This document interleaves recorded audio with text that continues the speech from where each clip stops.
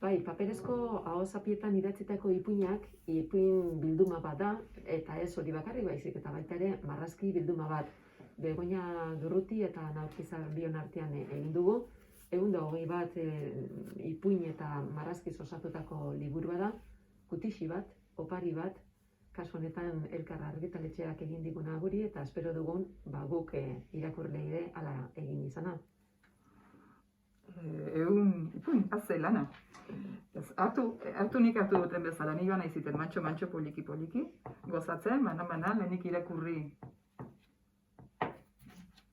esalditxo bat, nik nire gogoeta grafikoa egin diot, eta zuk irakurle intzazu nahi duzun gogoeta.